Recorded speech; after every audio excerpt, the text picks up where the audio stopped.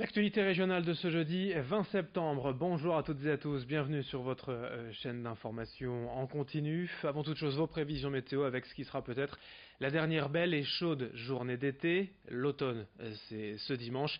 Et surtout, la chute des températures est annoncée demain et pour la fin de semaine. En ce jeudi, on profitera donc encore du soleil à travers de belles éclaircies, des températures supérieures au normal. 22 degrés à Calais et à Boulogne, 23 à Dunkerque et à Saint-Omer, 24 degrés à Lille. Demain, on repassera sous les 20 degrés et les perturbations seront nettement plus actives en fin de semaine. On en reparle après ce journal. On ouvre cette édition avec l'actualité nationale. Emmanuel Macron a présenté cette semaine sa réforme de la santé, une cinquantaine de mesures pour une application prévue début 2020. Mais quels sont les principaux points de cette réforme? Réponse en plateau avec notre journaliste Xavier Silly.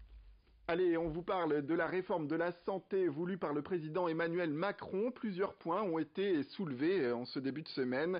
Il y a notamment la suppression du numerus clausus. Ça peut intéresser les futurs étudiants en médecine puisqu'il sera supprimé pour 2019 avec une application dès 2020. Dès lors, il n'y aura plus de concours à la fin de la première année de médecine.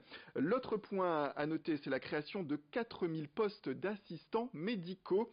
Il faut soulager les médecins de tâches dites encombrantes et ces 4000 postes vont permettre de réaliser des actes simples comme la prise des identités des patients lorsqu'ils arrivent au cabinet médical ou alors la prise des mesures et du poids. Un autre point qui peut vous intéresser, ce sont ces 400 médecins déployés dans les déserts médicaux en France, notamment avec la création de maisons de santé où ils seront regroupés. L'autre grand point qui fait parler de lui, c'est la réorganisation des hôpitaux. Pour le président de la République, il faut qu'ils gardent leurs spécialités pour lesquelles ils ont été créés. Les hôpitaux de proximité doivent donc faire davantage de soins de proximité à l'avenir. Les établissements de pointe devront davantage réaliser des actes de pointe, le tout forcément pour plus d'efficacité. Et puis parmi les autres grands points de cette réforme de la santé, on retrouve l'arrivée d'un dossier médical partagé et numérique. Il permettra de donner toutes les informations sur le patient au médecin qui l'accompagne durant son parcours de soins. Et puis il y aura également la prise en charge des urgences non vitales. Ça sera jusqu'à 20 heures dans les villes. Autre actualité dans la région, hier matin à Lille, l'action symbolique de deux mamans. En pleine nuit, elles sont parvenues à monter au sommet d'une grue de chantier et y ont passé la journée, ne descendant que vers 16 heures. Par ce geste, elles souhaitaient dénoncer la situation problématique aujourd'hui en France de milliers d'enfants handicapés sans réelle solution de scolarisation. Rien que dans la région Hauts-de-France, près de 1000 enfants n'auraient pas d'auxiliaire de vie scolaire pour les accompagner au quotidien. Cette mobilisation a été impulsée par le collectif Citoyen Handicap qui nous rappelle que la France est en retard en la matière par rapport aux nombreux pays d'Europe. Et explication, témoignage hier sur place au micro de Nicolas Lebrun. Alors on n'avance pas, il y a toujours des promesses par le gouvernement qui ne sont pas tenues. Alors là on en a ras-le-bol, on est en retard par rapport à d'autres pays européens. Il faut arrêter avec l'égalité parce que à ce jour il n'y en a plus d'égalité, c'est chacun pour soi et puis voilà, on retourne en arrière, on sait qu'on retourne 50 ans en arrière et qu'on devrait tous avancer en même temps pour intégrer tout le monde dans la société, aussi bien personnes valées que personnes handicapées. On ne devrait pas faire de discrimination à ce niveau-là.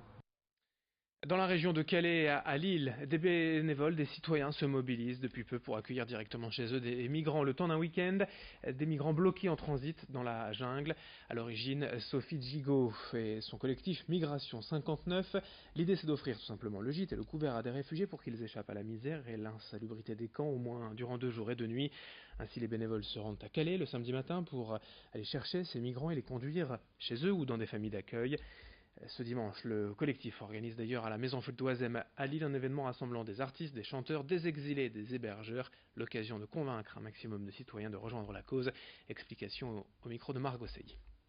Donc en fait, nous avons fondé le collectif Migration 59 pour réunir des citoyens qui n'étaient pas d'accord, qui ne sont pas d'accord avec la politique qui est menée à Calais contre les migrants, qui est une politique très, très lourde de dissuasion, qui utilise la violence et des conditions matériellement très difficiles pour les inciter à disparaître. Et donc nous, conformément au droit international, conformément à notre image de la démocratie, nous avons souhaité nous mobiliser, mais comment ? Et donc on a eu l'idée de ce collectif pour proposer un type d'action qui est à la portée de tous. C'est-à-dire, vous avez une voiture, vous pouvez faire chauffeur et aller avec nous le week-end, le samedi matin, chercher les exilés qui sont bloqués à Calais. Vous avez un canapé-lit, une chambre d'amis, un matelas. Vous pouvez les accueillir et leur offrir un temps de répit, des conditions décentes le temps du week-end. On enchaîne dans cette édition avec la venue cette semaine à Lille de la journaliste et réalisatrice Frédérique Bedos. Depuis 2010, elle est à l'origine du projet Imagine, une ONG d'information reconnue par les Nations Unies qui cherche à mettre en valeur via des films et des reportages les projets solidaires à travers le monde, que ce soit dans le domaine de la pauvreté, de l'exclusion ou de la scolarisation. Ce mardi, à Lille, elle a reçu le doctorat honoris causa de l'Université catholique, un titre qui récompense l'engagement en faveur de la paix et du vivre ensemble. Ce n'est que la 4e personnalité à être ainsi distinguée depuis 1875. Margot Silly et Idil Gunaï ont pu l'interroger, elle qui a passé plusieurs années à Lille durant son enfance. On écoute Frédérique Bedos. Oui, c'est un titre très particulier, c'est docteur honoris causa. Et donc effectivement, alors que je n'ai pas passé un doctorat de façon classique, eh bien, on me délivre effectivement un vrai titre de docteur. Et c'est un titre prestigieux qui honore mon engagement, la cause pour laquelle je me bats. Moi, je ne connaissais pas du tout ce titre et donc j'ai été très très surprise quand on m'a annoncé ça en juin.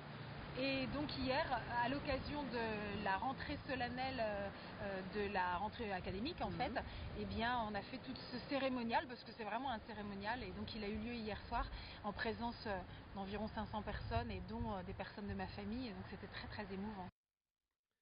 On se quitte avec quelques images de la cérémonie de commémoration de la libération de Boulogne-sur-Mer. C'était le 18 septembre 1944, il y a donc 74 ans. À l'époque, 3 mois après le débarquement de Normandie, la ville était toujours occupée par plus de 10 000 soldats allemands, car le port de Boulogne était bien évidemment d'une importance stratégique. La ville fut donc libérée grâce aux Canadiens, bien aidés par la résistance en amont. Des images hier à Boulogne signées Louis Caillé. On termine cette édition, on vous souhaite bien évidemment le meilleur pour cette journée. Merci de votre fidélité. D'autres infos dès le prochain quart d'heure, dans moins de 8 minutes. Un nouvel épisode du journal de la rédaction.